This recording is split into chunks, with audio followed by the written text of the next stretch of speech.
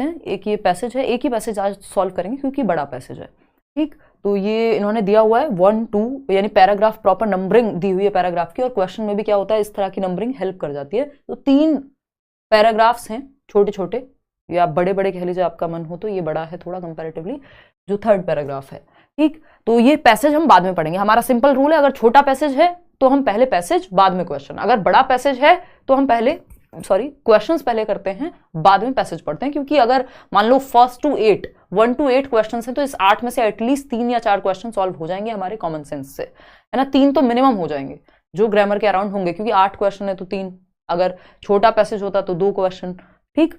Grammar के उतना तो रहता ही है। तो समझते हैं फटाफट से, पहला क्वेश्चन देखते हैं। Complete the given word analogy. क्या है भाई एनालॉजी? लोकल का दिया हुआ है ग्लोबल, तो लोकल का एक तरह से ऑपोजिट हो गया, एंटोनिम हो गया ग्लोबल। लोकल मतलब जो आपके आसपास हो। इरेटिक क्या होता है? इरेटिक आप खुद सोचिए और इसका ऑपोजिट ढूंढिए, क्योंकि ऑपोजिट ही ढूंढना है हमें। लोकल का ग्लोबल जो है, लोकल का ग्लोबल क्या है? लोकल का ग्लोबल लिखना, जो लोकल का इन्होंने ग्लोबल दिया हुआ है वो सिंपल है कि वो एंटोनिम है, विलोम शब्द है ना। लोकल जो आसपास अवेलेबल हो, ग्लोबल जो दुनिया भर में अवेलेबल हो, ठीक है।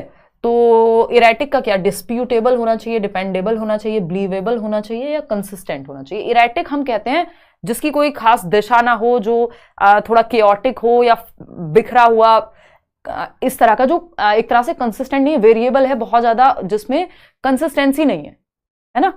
तो यानी जो ऑर्गेनाइज्ड नहीं है, अगर हम ये कह सकते हैं, ठीक है ना, बहुत ज्यादा दिशा वाली चीज नहीं हो, तो उसका ऑपोजिट हमें एक ही नजर आ रहा है कि कंसिस्टेंट, जो वेरिएबल ना हो। कंसिस्टेंट क्या है? वो सेम रहता है। इरेटिक सेम नहीं रहता है, इरेटिक तो दिशा भ्रष्ट सा है, इधर उधर कहीं भी जाएगा, है ना।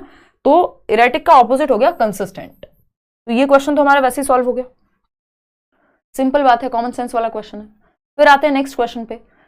एज मेंशन्ड इन पैरा 1, तो ये हमें पैसेज पढ़ के ही समझ आएगा, अभी पैसेज नहीं पढ़ रहे हैं हम, पहले क्वेश्चंस पढ़ रहे हैं।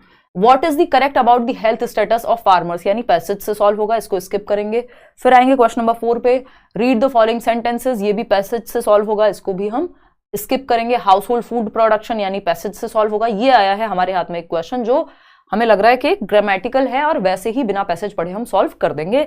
पोल में जवाब दीजिए फटाफट से, क्वेश्चन पढ़िए। By which word can the underlined word be replaced in the given sentence, तो अंडरलाइंड वर्ड है प्रोनाउंस्ड, और एक ही वर्ड है इसमें अंडरलाइन जो है प्रोनाउंस्ड, ठीक। पूरा पढ़ लेते हैं सेंटेंस, कॉन्टेक्स्ट के अनुसार समझेंगे। These trends are more pronounced in remote areas, यानी इस तरह के जो ट्रेंड्स हैं वो ज्यादा चलते हैं, विजिबल हैं, दिखते हैं कहां पर? रिमोट एरियाज में। रिमोट एरियाज जो दूर दराज के इलाके हैं। अब वो तो पैसेज की बात रही पैसेज में, लेकिन यहाँ पे प्रोनाउंस का मतलब क्या है? Are more pronounced in remote areas, यानी ज्यादा चलते हैं, है ना, ज्यादा विजिबल हैं। या मैं कहूं यहां पढ़ते हैं इग्नोर्ड है, नहीं, इंपॉर्टेंट है, या चलते हैं। डिसरिगार्डेड है, नहीं, इंपॉर्टेंट है। इंपॉर्टेंट एग्जैक्ट सेंस के साथ नहीं जा रहा। अगर हम इसका पढ़ने में अगर हम कह भी दें प्रोनाउंस है, लेकिन यहां जब हमारे पास नोटिसिएबल लिखा हुआ है तो नोटिसिएबल ज्यादा बेहतर है, क्योंकि इस तरह के ट्रेंड्स क्या हैं? विजिबल हैं, दिखते हैं। इंपॉर्टेंट है या नहीं वो हमें नहीं पता, लेकिन दिखते हैं। तो इंपॉर्टेंट आसपास का कहीं हो सकता था, लेकिन एग्जैक्ट सेंस पे नहीं जाता। तो नोटिसिएबल हैं या विजिबल हैं रिमोट एरियाज में इस तरह के ट्रेंड्स, तो फर्स्ट ऑप्शन के साथ ही जाएंगे, सिंपल। अभी हमने पैसेज पढ़ा नहीं है, 2 क्वेश्चन हमारे सॉल्व हो गए। 3rd पे आते हैं। Identify the parts of speech of the underlined words, ये भी ऐसे ही सॉल्व हो जाएगा। 2 अंडरलाइंड वर्ड्स हैं, एक है सिग्निफिकेंट, जिसका मतलब सीधा सीधा होता है महत्वपूर्ण या इंपॉर्टेंट, ठीक है जी, इतना तो हमें पता है। ये सिग्निफिकेंट का मतलब क्या है? महत्वपूर्ण या इंपॉर्टेंट। ओन की अगर हम बात करें, ओन मतलब हम कहते हैं, अब ये डिपेंड करेगा किसके लिए यूज हुआ, नहीं तो अपना या उनका कुछ भी हो सकता है यहाँ पे, ठीक है ना। तो identify the parts of speech of the underline words. Underline words कौन से हैं? A significant number of farming households produce food for their own consumption, यानी significant number of farming households, यानी एक अच्छा खासा नंबर जो है फार्मिंग हाउस होल्ड्स का, जहां पे फार्मिंग होती है, वो प्रोड्यूस करते हैं फूड किसके लिए? अपने कंजम्पशन के लिए।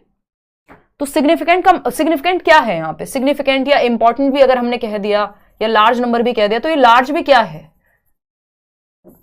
ये नाउन है, प्रोनाउन है, एडजेक्टिव है, एडवर्ब है, क्या है? ये विशेषता बता रहा है इसकी, इन फार्मिंग हाउस होल्ड्स की। तो इस सिग्निफिकेंट का मतलब यहाँ पे एडजेक्टिव हो गया, ये विशेषण है, विशेषता बता रहा है। Own for their own consumption, किसके? फार्मर्स के कंजम्पशन। फार्मर्स क्या था, यहाँ नाउन था, उसकी जगह पे क्या लगा दिया, ओन लगा दिया, तो यानी नाउन की जगह पे यूज हुआ है किसके लिए, क्या क्या आएगा, नाउन की जगह पे क्या यूज होता है, इन प्लेस ऑफ नाउन हम क्या यूज करते हैं, प्रोनाउन। तो सिंपल हो गया, एडजेक्टिव और प्रोनाउन हो गया, है ना। ये पेपर 2 का पैसेज है तो थोड़ा सा मुश्किल कई लोगों को लग सकता है, बट इस लेवल की तो आप तैयारी करके चलिए, कोई दिक्कत है नहीं। इसी तरह के पैसेजेस आपके देखने को मिलते हैं, रिपीट तो कभी होता नहीं है। तो एडजेक्टिव और प्रोनाउन है, सिंपल है। ओन जो है वो प्रोनाउन है, एडजेक्टिव जो है वो आपका सिग्निफिकेंट है। ठीक है, 3 क्वेश्चन हमने सॉल्व कर लिया। अब ये हमारा पैसेज पढ़ के ही सॉल्व होगा, 5 क्वेश्चन बचते हैं। अब फटाफट से आते हैं।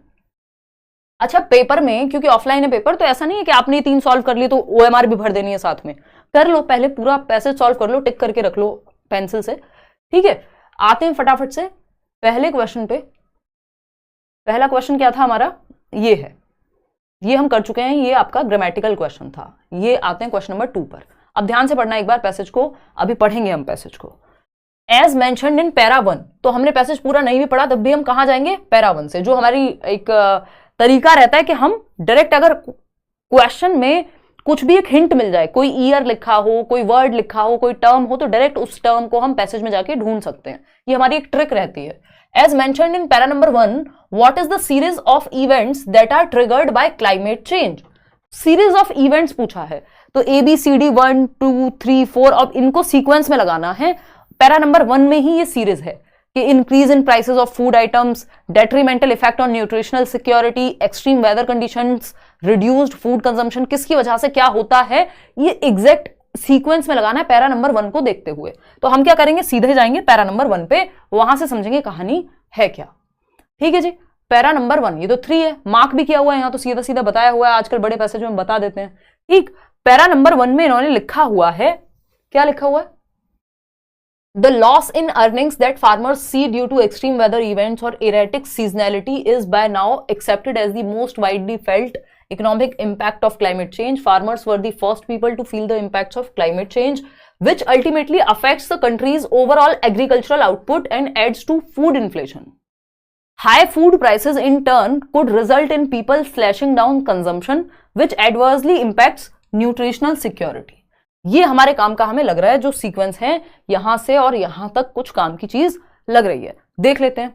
Which ultimately affects the agricultural output and adds to food inflation. ठीक है, फूड इन्फ्लेशन होती है भाई। हाई फूड प्राइसेस, यानी जब इन्फ्लेशन यानी महंगाई बढ़ेगी खाने को लेके, तो हाई फूड प्राइसेस, प्राइसेस क्या है, अप हो जाएंगे, शूट करेंगे, यानी प्राइसेस बढ़ जाएंगे खाने के, फूड के। In turn could result in people slashing down consumption.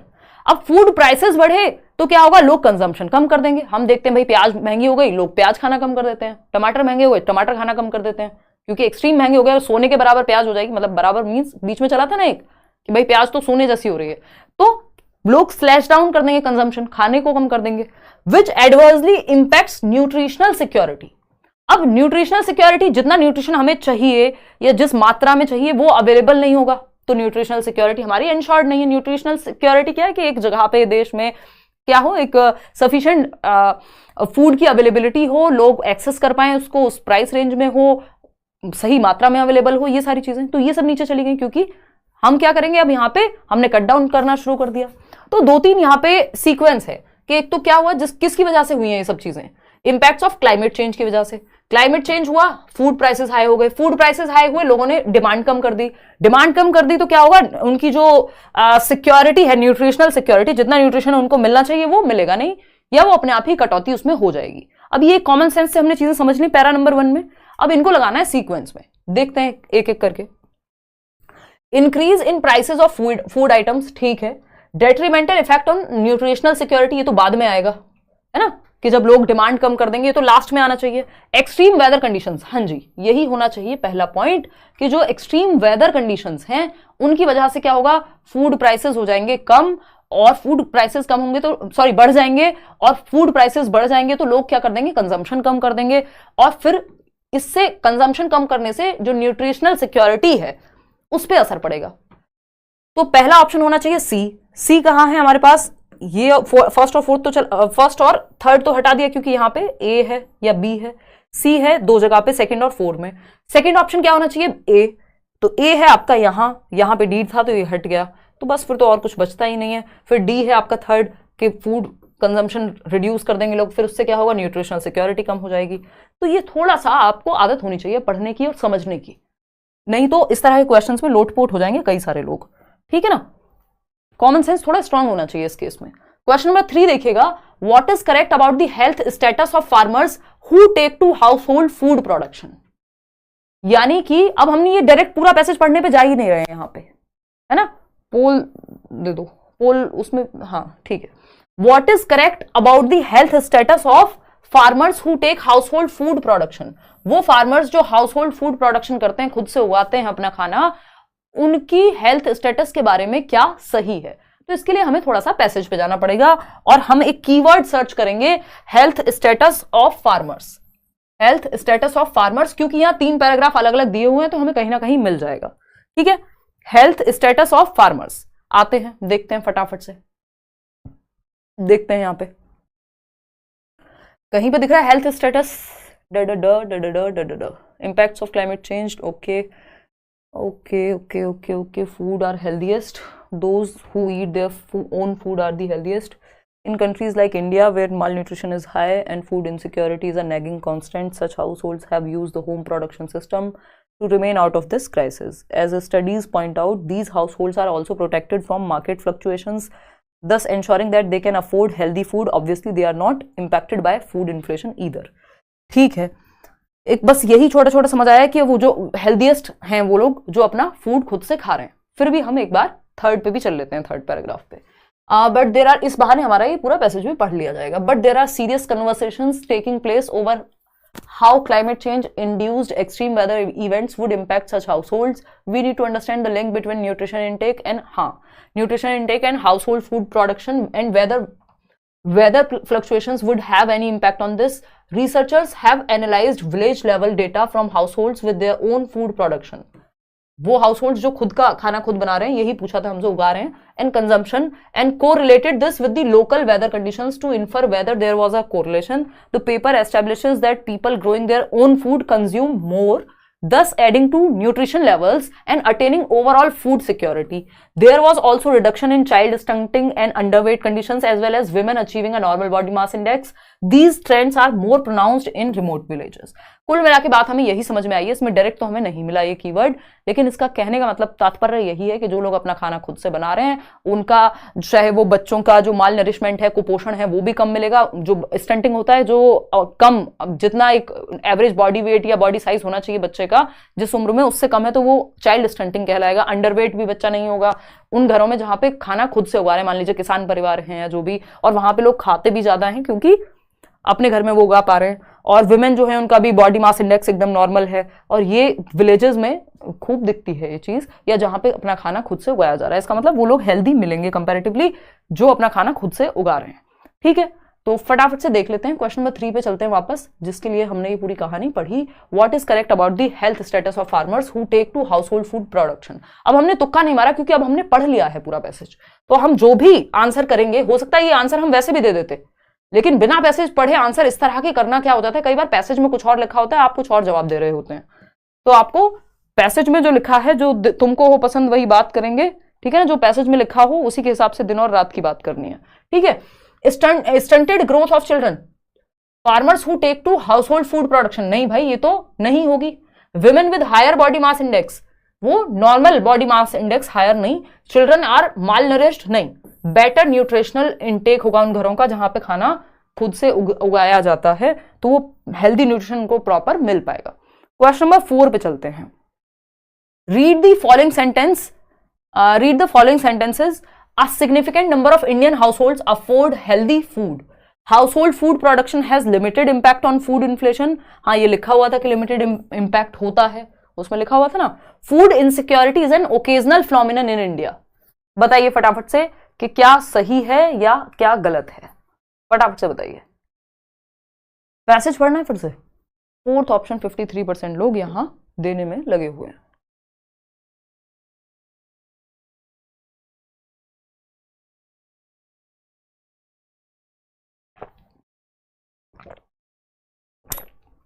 Fourth option बोले तो, एक मिनट रुकना यार, कॉल है।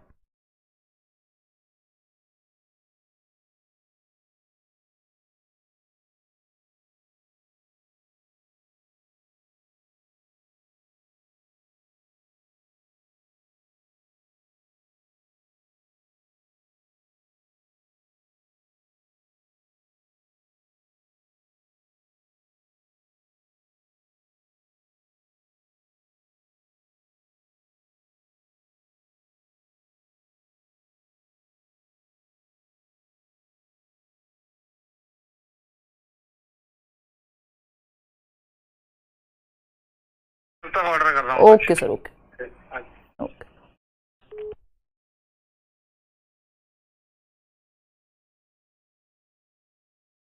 देखिए एक बार, देखो इसको पढ़ के ना आदत डालोगे तब जाके बात बनेगी। समझते हैं एक बार, ये थोड़ा सा कॉम्प्लेक्स है, नो डाउट अबाउट दैट। देखो अगर हम देखें यहाँ पे इन्होंने लिखा हुआ है कि house hold food production has limited impact on food inflation, food insecurity is an occasional phenomenon in India. देखते हैं एक बार, ये ओकेजनल तो नहीं है क्योंकि फूड इनसिक्योरिटी एक बड़ा इशू है कि सही मात्रा में खाना ना मिल पाना या महंगी दरों पे मिल पाना एंड ऑल। ये सिर्फ फूड इनसिक्योरिटी उनके लिए नहीं है जो खुद का खाना खुद उगा रहे हैं, तो ये बात तो गलत हो गई यहाँ पे। ठीक, अ significant number of Indian house hold afford healthy food, यानी एक ठीक ठाक नंबर को हेल्दी फूड मिल जाता है, ये हम देख लेते हैं अभी, है ना, ये हम अभी चेक कर लेंगे। ये आप लेकर के बैठेंगे जब, इस बार ये जनवरी में आया हुआ पैसेज है आपका, तो प्रीवियस ईयर पैसेज जरूर सॉल्व करें, ठीक है ना। Farming house hold produce food for, देखो ये लिखा हुआ सेकेंड पैराग्राफ में, अ significant number of farming house hold produce food for their own consumption, यानी सिग्निफिकेंट नंबर ऑफ क्या कहते हैं उसको,